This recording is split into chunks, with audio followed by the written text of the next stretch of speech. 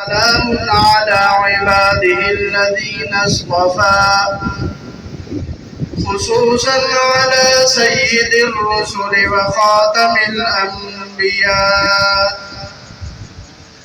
أما بعد فأعوذ بالله ثم استقم. آپ یہ کہیے کہ میں اللہ پر ایمان لے آیا اور پھر اس ایمان پر استقامت اختیار کی. ایمان پر استقامت اختیار کی. اور قرآن کریم میں اللہ رب العزت نے اپنے بندوں سے وعدہ بھی فرمایا ہے. ارشاد باری تعالیٰ ہے ان الذین قالوا ربنا اللہ ثم استقاموا.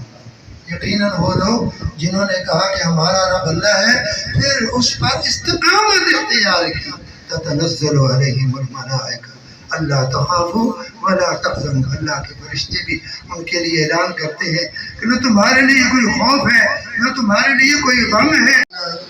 دعوت جو نو مسلمین کی عزت افزائی اور ان کی تکریم کے لیے ان کی حوصلہ افزائی کے لیے منعقد ہوئی، اس دعوت میں تشریف لانے والے تمام معزز مہمانوں کو خوش آمدید کہتے ہیں. الصلاة والسلام على من لا نبي بعده ولا أمة بعد أمته ولا شريعة بعد شريعة. أما بعد فأعوذ بالله من الشيطان الرجيم.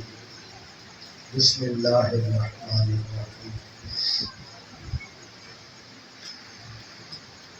قال النبي صلى الله عليه وآله وسلم لا يؤمن أحدكم حتى أكون أحب إليه من والده.